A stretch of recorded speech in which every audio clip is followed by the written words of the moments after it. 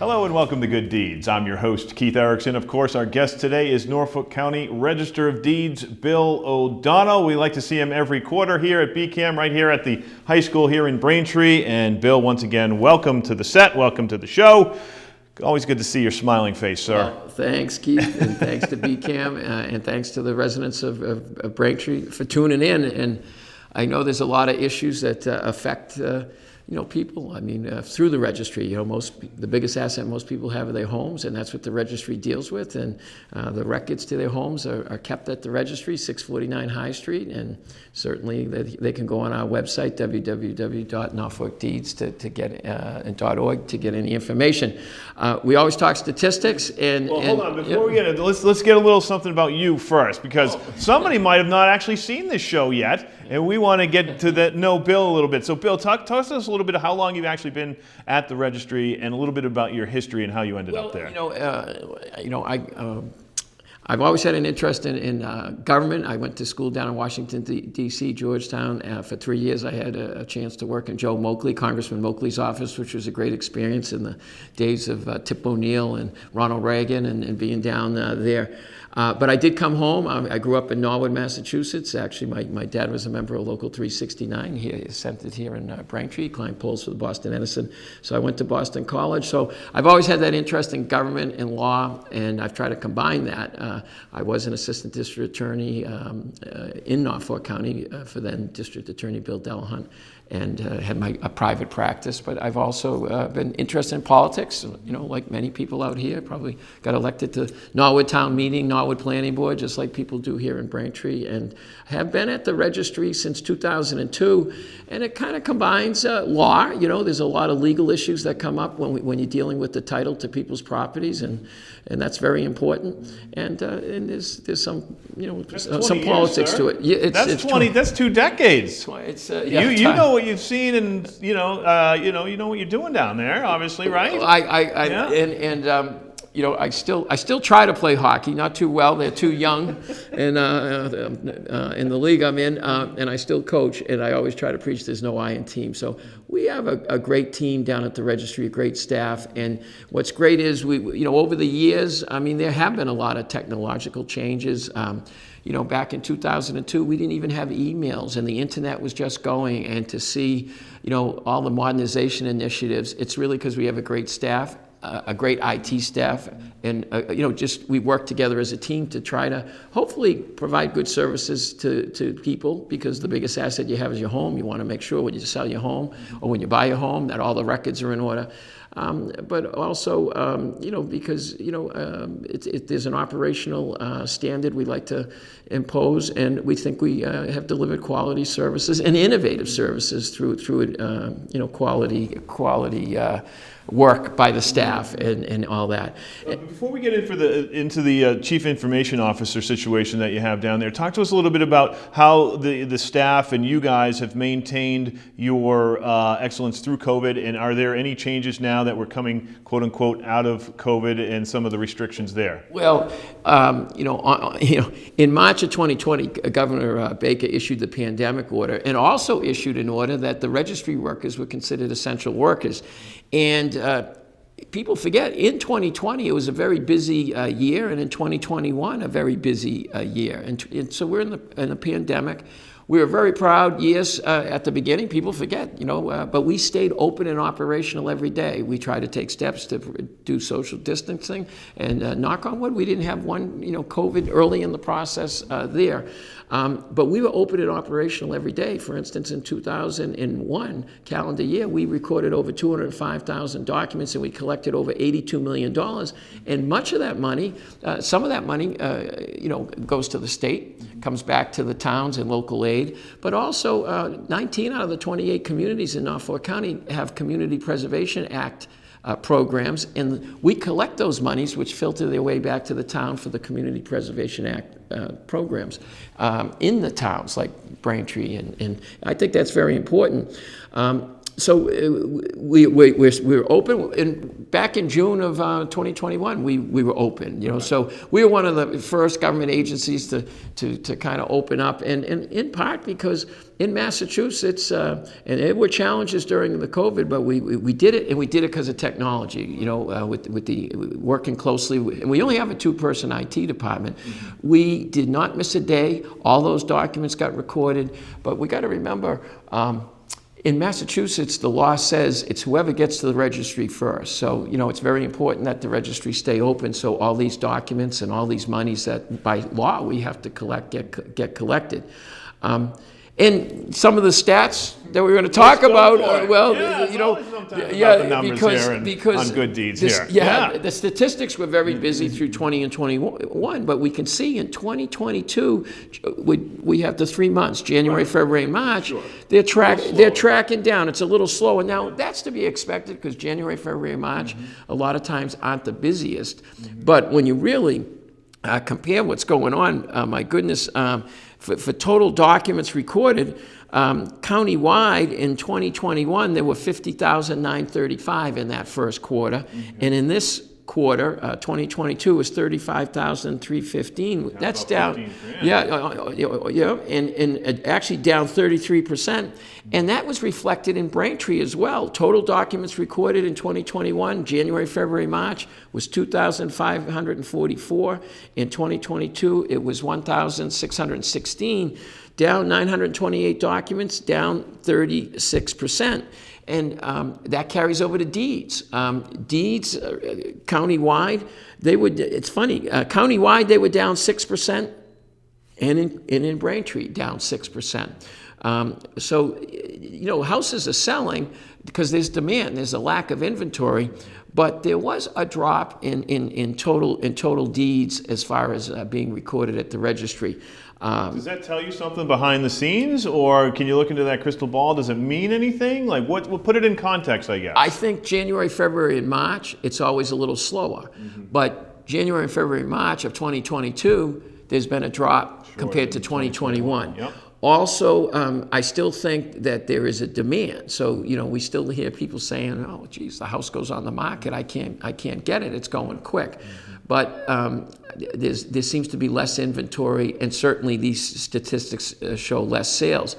Another big aspect of the activity at Norfolk County was mortgages, and the mortgages are way down. For instance, in 2021, there were 14,000 mortgages recorded. In 2022, 6,600. That's down 52%.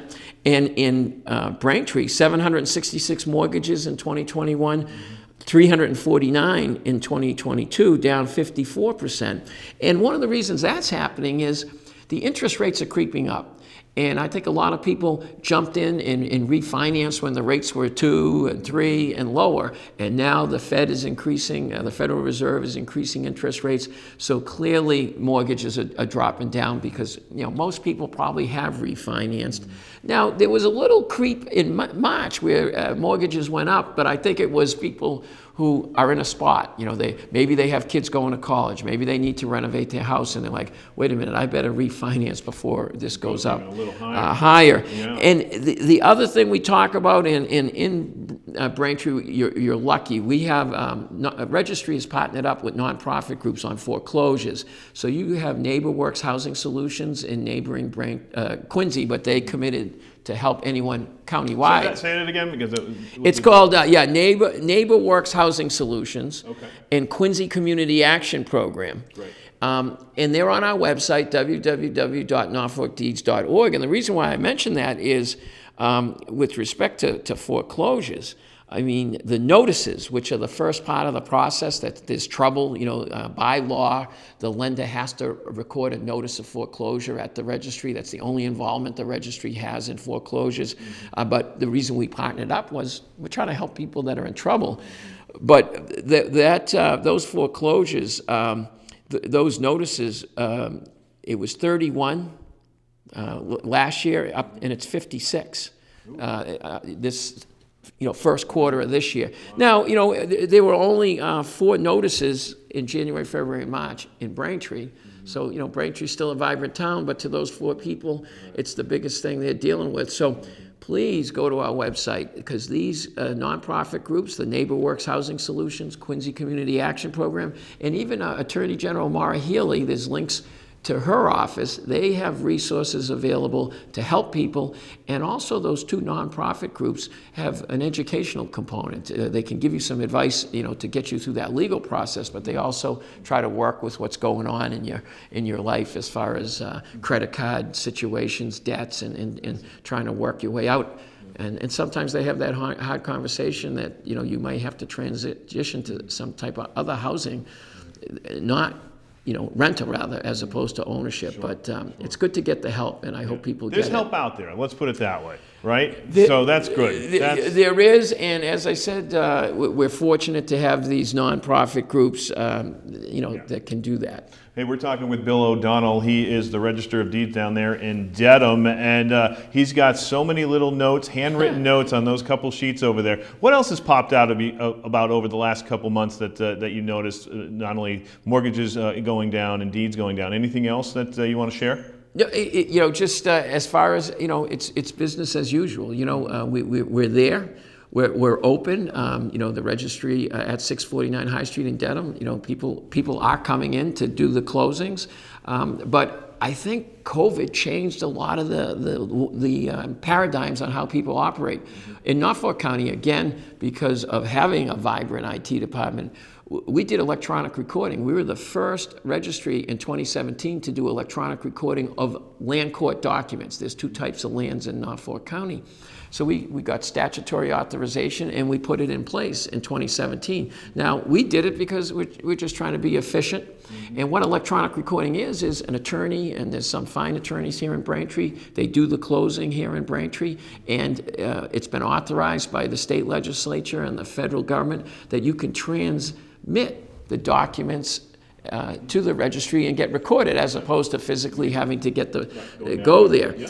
Now, we were doing that back in 2009 on the recorded land side, but we needed to get statutory changes in the law, and it all came about. And I said 2019. No, it came about in 2017.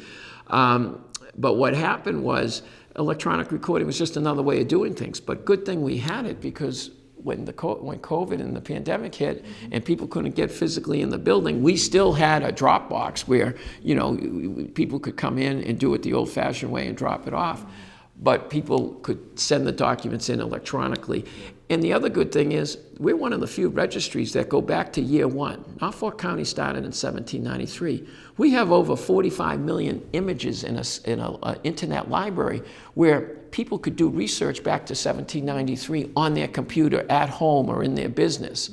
And we did that. That was, it didn't happen overnight. You mentioned 20 years. We moved in that direction, and we did it because we wanted to bring the registry's records into people's homes and businesses. I was in the private sector, so I see the good that government sector did. I learned that from Joe Moakley, but I also know from the private sector, sometimes government can do things better and maybe should be run like a business.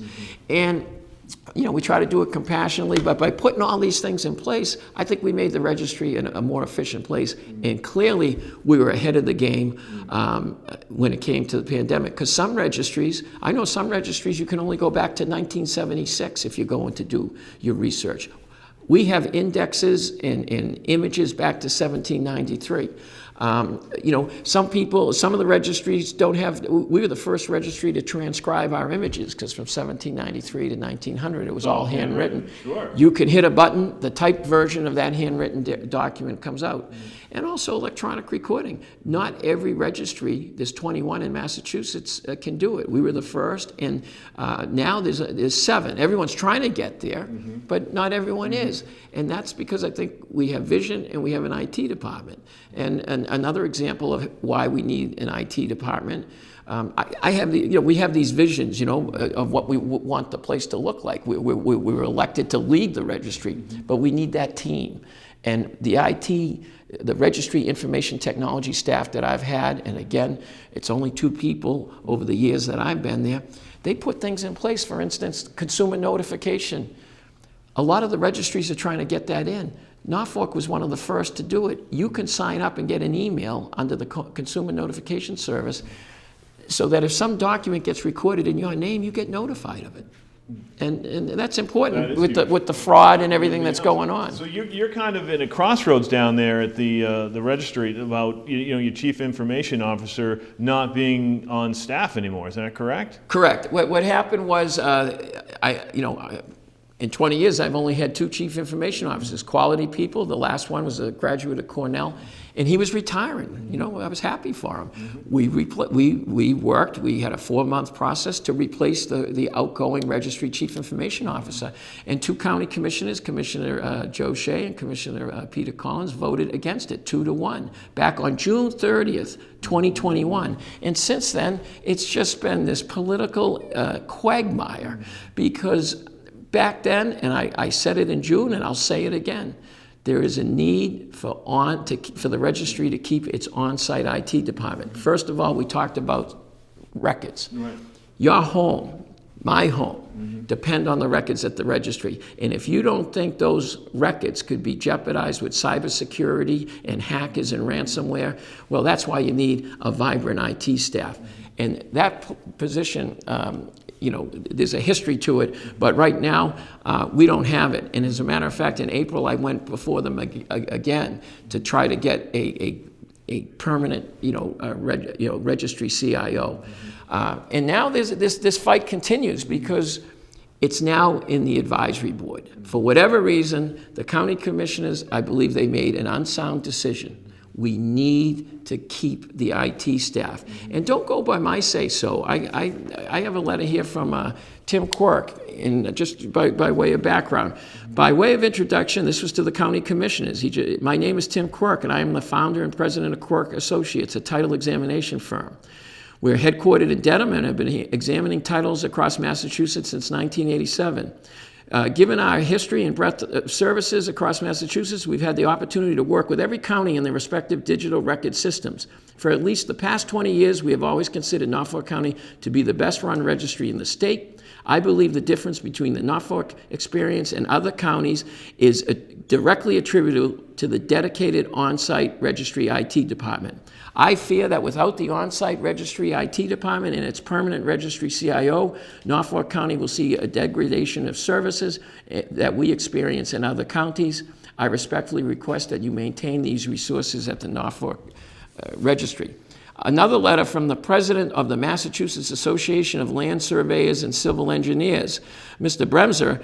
He writes the same thing, that a site that has so much valuable information like the Registry of Deeds seems like it should be protected as well as possible, but losing on-site IT in a time of ever-increasing needs for their services seems almost dangerous. And the reason I'm mentioning it is there are votes that are going to be taking place in May, and there are 28 representatives, and Braintree has a representative, Councilor Charlie Ryan, and we've reached out to Charlie. I don't know where he's going to stand ultimately on this issue, but we need to keep in the registry budget because we have funds. You had the funds for a replacement for the person who retired, correct? The state law gives the registry dedicated funds. And don't go by my say-so. I've been here 20 years. Barry Hannon, who was from Braintree, was a Register of Deeds. Paul Harold, who was from Quincy, was the Register of Deeds. They had the same IT department. It's been there for over 35 years, and the registry has funds to pay for it. And it's needed. It's needed in this, especially with all the cybersecurity risks. And then I hear this notion of, we don't have money. Well, first of all, the registry has funds to pay for it. Don't be penny wise and pound foolish. And I don't care what hired consultants say. I listen to the people. I listen to the people who use the registry, and that's who I'm advocating on behalf. But it's not about money. At the same time I try to replace the registry chief information officer, the county commissioners hired a new county director. Why is the registry CIO not as important to the registry as the county director is? And he applied for a $123,000 job in June, and he just got a couple of big pay raises. He's making $138,000. My dad worked for the Edison here, Local 369 in Braintree. He would have liked a $15,000 raise that was retroactive back to January for someone that's only been there 9 months. County Commissioner Peter Collins, he has a co-worker that works with him in his law firm. They hired his wife 3 years ago. She's in this proposed budget, she has a $17,000 raise. And this is the stuff that, you know what, I've been trying to stick to the facts on the registry, but don't start throwing these red herrings that there's no money when you're making these other decisions. So I will put up what the registry has done for the citizens and what a modern operation we have.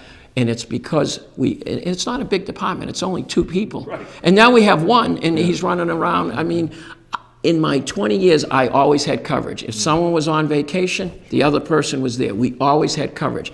One person can't cover everything, one permanent person. So to be honest with you, in the budget that's coming up, that's being debated, so, you know, I guess what I'm saying, my ask to everyone, it's in your interest, because when you go to sell your home, the legal records that authenticate the title to your home are the records at the registry.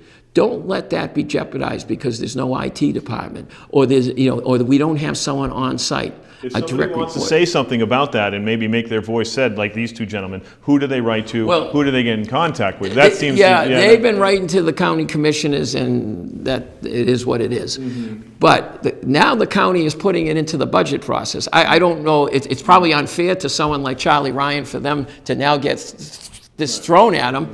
But, you know, Charlie Ryan is from Braintree. So if you're from Braintree, mention it to Charlie Ryan that, hey, when these votes come up, why don't you just keep the registry on-site department the way it has been? As a matter of fact, I asked for another position. And at a hearing, I quoted Mick Jagger, you don't always get what you want. I mean, we need 3. Don't you think we need more technology in this day and age? You got, Commissioner Shea's, a neighboring town, their retirement fund got hacked for $3.5 million. You don't think these bad things aren't there? The decision that was made by the county commissioners in June had too many possible bad outcomes. And let's tell the advisory board members and the person from Braintree, Charlie Ryan, if you go to vote, will you just vote to keep it the way things were, and let's move forward off this. And that's what government should be about. And I mean, I worked for Joe Moakley, and that's what I learned. Government's about doing the right thing and helping people, and it's not the right thing for the registry not to have an on-site direct report 2-person department, who even one of the consultants that we've had an issue with said, oh, the IT operations are well run considering minimal staff. And the other thing is the county. Those 2 commissioners that voted against this, they picked Plymouth County and Bristol County as the benchmark. Well, don't you know, Plymouth, the registries in those counties have on-site IT staff. So to me, that should have ended the debate there. If they have on-site registry staff, then why should the Norfolk County residents, the people here in Braintree, get less service? We should be getting the same service that the people in Plymouth and Bristol do. And, I have to advocate, because, what's going to happen is if you don't advocate, bad things are going to happen. Sure. You got to stick up for what you know and the people that are working down there. You pay a price, unfortunately, right. And we've been paying a price, and I just hope you just stick to the facts and do the right thing. Yeah. We have a couple minutes left. We are talking with Bill O'Donnell. He is the Register of Deeds down there in Dedham. And Bill, send out some information for people if they want to get in touch with you, and also on the website one more time so we can get that. And then we got a couple other things I want to talk about. First of all, to go to our website, www.norfolkdeeds.org. It's an information tool on that website. For instance, you as homeowners have a right to declare an estate a homestead, which protects you against certain creditors. It puts a picket fence around your home where there can't be a forced sale, and has other protections. We have the information about the homestead. We have forms available on the website, so you might want to take a look at it. If you want to call, because again, we talk about technology and everything's technology. You can actually get somebody on the phone. We have dedicated staff, and if you go and call, first of all, if you come to 649 High Street, we have a customer service center and department. You can go in, and there are people that will answer your questions.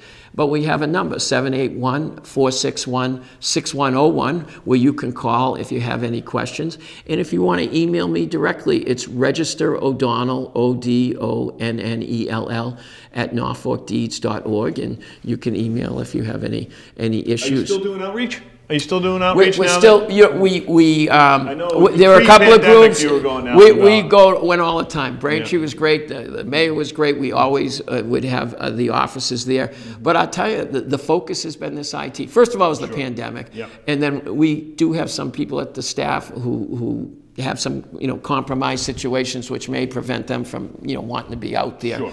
But really, the total focus has been this IT, and it's unfortunate. That's been the focus. And when you think about it, our outreach, when we go to the town halls and the senior centers, or when the Rotary clubs would invite us to speak, we would bring our computers. We would bring the registry out. You need a copy of your deed? Here it is. People would say, I don't even know if I have a homestead on my property. We'd look it up. So we will be getting it going, but that's just another example of why information technology, why having a staff that's a quality staff on site, we did all these things. And people might forget, I always bring up the story, on February 6, 2021, there was a fire at the registry. Well, because they had direct reports, I got a call from the Dedham Fire Department on a Saturday morning. When I was down, the fire was still going. Boom, call up, because they work for you, and they're dedicated. They know what I want. They know what the citizens need. Saturday, we have IT staff, my senior management staff, we get everything going. We're up and running Monday. That's the example. It didn't, make the papers of this, but that's an example of government working, and that's the example why you need direct report people. You need people on your staff. And you mentioned calling somebody. Imagine having a ticket system. Imagine when someone's waiting for a closing and there's a glitch in the computers. Our staff's right there solving it.